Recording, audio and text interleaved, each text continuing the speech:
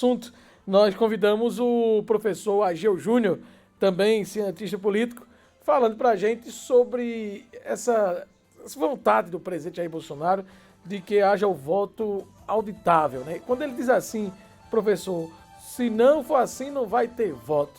Ele pode fazer tal afirmação? Ele tem esse poder? Professor Ageu Júnior, seja bem-vindo ao programa. Boa tarde. Boa tarde aos ouvintes e telespectadores do programa Pernambuco no Ar, Cristiano Bassan. Eu gostaria de dizer, Bassan, porque, veja bem, essa questão do voto impresso, não é isso? Sim. O presidente Jair Bolsonaro tem dito que só vai ter eleição ano que vem se tiver o voto impresso. Veja bem, primeiro ele não tem esse poder, porque quem determina o período das eleições é o TSE, em conjunto com as modificações ou a permanência do Congresso Nacional, né? A Câmara Federal e o Senado Federal. Isso aí eles só poderiam modificar se o Congresso aceitasse, mudar essas regras do jogo. Ele é o presidente de um poder. Mas a questão das eleições federal, que envolve presidente, governador, senador, deputados estaduais, deputados federais, é de autonomia da Justiça. Nenhum presidente. Eu posso dizer que era o candidato à reeleição, isso aí não pode dizer. E ainda me preocupo, porque ele só tem, a partir de hoje, 66 dias para exatamente se inscrever no partido. Ele está sem o partido. Então ele não pode estar ameaçando por conta de ser o detentor do poder executivo. Porque quem garante exatamente as eleições é o Tribunal Superior Eleitoral, com a valia das forças de segurança, que aí você bota a Polícia Militar, bota a Polícia Federal, a Polícia Civil e, se no caso, as tropas federais. Isso aí ele pode fazer. Quando ele vai para a rua e diz assim, só tem eleição se tiver voto impresso. O senhor já disse que ele não tem o poder de fazer isso, porque quem define a questão da eleição é a Constituição. Mas abre aí uma briga sem precedentes entre os poderes. Né?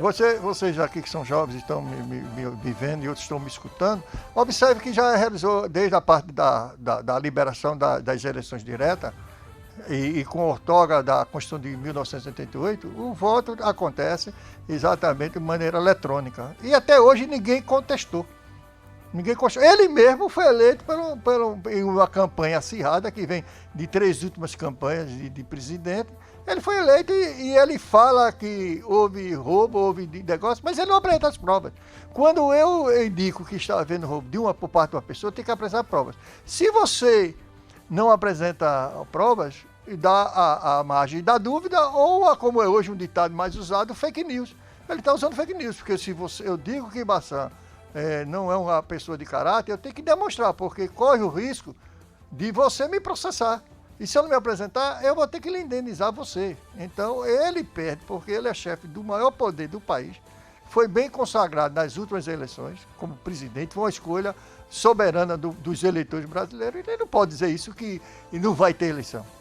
Isso aí é um golpe. E aí um golpe complica, porque a gente sabe que depende de uma série de fatores e uma série de forças para que a coisa aconteça. Professor Ageu, ainda sobre o presidente Jair Bolsonaro, a gente tem visto aí as últimas pesquisas de diferentes institutos mostrando que o ex-presidente Lula lidera e que a rejeição ao Bolsonaro cresce. Essas pesquisas têm alguma validade do ponto de vista de efeito lá na frente do partido eleitoral? Pode ter emocional para quem encomendou a pesquisa, efeito emocional, mas a gente atravessa uma crise muito grande que eu sempre destaco. 3 pilares: a saúde, o emprego, tá certo? E a sobrevivência das classes sociais no Brasil. Então, nesse momento, todo mundo foi atingido, desde o ano passado, com a Covid. Você me entendeu? Uhum. Isso aí, quem compra a pesquisa, que contrata a pesquisa, ela tem um sentido. Mas você acha que qualquer brasileiro, nesse momento, está pensando em eleição? Estamos a 15 meses da eleição. As pessoas agora estão com um problema muito maior.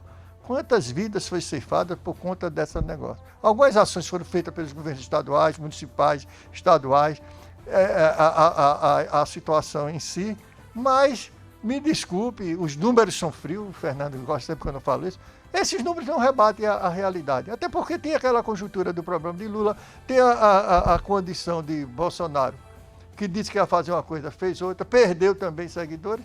Então está muito difícil. Aqui são 4 votos. Se você for votar, ninguém vai para onde seu voto, até porque não tem candidato declarado. A gente fica para a presidência em 3, 4. Lula e Bolsonaro. É aquele negócio que sistema que 2 pessoas polemizando. Mas tem aí, Ciro Gomes é eterno candidato, tem o Boulos é candidato. João Dória. Né? João Dória, todo mundo quer dizer, o eleitor brasileiro, no momento, não está pensando nisso, não. Por falar em conjuntura política, e aí a gente que vive a política do dia a dia gosta muito dessa questão desse assunto, mas como o senhor disse, a população, o povão em si, está mais preocupado em sair da Covid agora e ter a vida voltando ao normal. Vamos para Pernambuco? Na segunda parte aqui da nossa entrevista, que é justamente esse debate sobre a hegemonia do PSB. O governador Paulo Câmara não pode mais ser candidato, todos sabem, porque já é o 2º mandato, e tem aí Geraldo Júlio, que deve ser comumente o candidato do PSB. Além dele, tem 3 nomes de 3 prefeitos de diferentes regiões do estado que estão se colocando aí como possíveis ou como pré-candidatos. Teremos novidade nas eleições deste ano?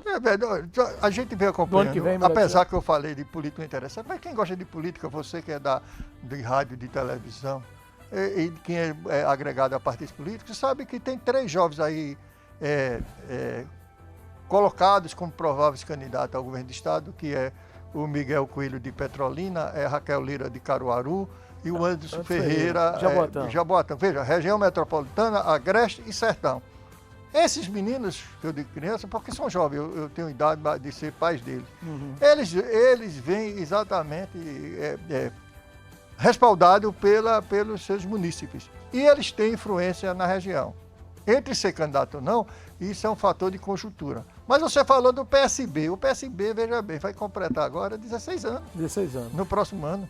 Então, as pessoas cansam. Nenhum poder é eterno. E como você falou do secretário, né, de Estado e ex-prefeito do Recife, tem uma bronca muito grande, você sabe, tem uma CPI instalada e só abrange até agora os contratos federais. Mas se cair para o município, vai respaldar no candidato Geraldo Júlio. E a série agora, ultimamente, uma série de licitações, dispensas de licitações, que está dando problema. E internamente a gente tem conhecimento que tem arestas que não foram aparadas até agora. Candidatos, muitos deputados estaduais federais, talvez quisessem ser candidato, e ele já vem imposto, porque ele foi imposto, todos 2, por Eduardo Campos, pela liderança de Eduardo Campos. Mas se olha observar, o PSB fica filtrando, muita gente correu, muita gente já até propôs candidato, secretário que faz parte do grupo, que tem uma desenvoltura muito grande com os municípios, com o prefeito, com os representantes, entendeu? O nome dele, eu acho, não seria satisfatório. É melhor ele sair, tanto o governador, ele, deputado estadual federal, ou até senador. Governador... Agora, uma coisa que a gente observa aí, que eles são muito bons, é na questão da articulação. Por exemplo, comenta-se que o ex-presidente Lula deve ser apoiado pela Frente Popular e vice-versa. Aí já tira do circuito a Marília Reis, né? O Fernando Bezerra Coelho já teve 2 encontros suspeitos que eu digo da possibilidade de vir para a Frente Popular. Você vê, essas costuras sempre acontece em política. É feito você aqui, tá montando sua equipe de trabalho. Um ou outro você vai e você bota quem você quiser. Isso não quer garantia que o cara vai dar certo no trabalho que você... Sim. Eu vou dar um exemplo bem prático aqui na nossa cidade, Vitória de Santo Antão. Temos 3 deputados estaduais, filhos de pessoas que fazem política aqui há muitos anos. Mas veja bem, ele daqui Vitória, com 110 mil habitantes, elegeu 17 deputados, que têm assentos na Assembleia, são com votos de fora. Votos daqui, mas pessoas de fora costuraram esses votos. Isso vai acontecer exatamente no partido. Ele tem, mas há um desgaste. Se você fizer uma enquete, se você fizer uma pesquisa, você falou como é que está a situação do governo, complicado. Aí você me rebota a reeleição. Só que o governador não é candidato à reeleição. Ele é candidato a um cargo majoritário, seja o deputado... Né? Possivelmente. Mas o que ele vai apresentar, o núcleo deles é muito duro. Eles tiveram alcance, mas agora se trata do governo do Estado. Entendeu? Vem uma série de discussões que não é fácil aparecer essas arestas. É como eu digo a você, falta 15 meses, 1 ano e 3 meses. Complicado a gente prever isso, ninguém aqui tem bola de cristal. E voltando a dizer, os números são frios, porque muitas vezes eu já vi pesquisa mostrando o cara eleito. Eu vou citar um exemplo para vocês, Roberto Magalhães. Tava eleito e perdeu. Marco Maciel também perdeu. Ia ser o senador de Pernambuco e nas últimas eleições ele perdeu. E aí se afastou de Pernambuco e foi morar em Brasília. Professor Ageu Júnior, muito obrigado pelos esclarecimentos aqui conosco, desses dois temas importantes. A gente tem até outros assuntos e já deixa aqui o convite, aproveitando que o senhor está de férias, para, quem sabe, próxima semana ou ainda essa semana a gente voltar a debater as questões políticas do nosso estado e do nosso país, viu? Tá bom. Então eu que lhe agradeço a oportunidade, um abraço a vocês e principalmente aos ouvintes do programa, ouvintes e telespectadores do programa Pernambuco no Ar. Aí o professor Ageu conversando com a gente aqui no programa Pernambuco no Ar.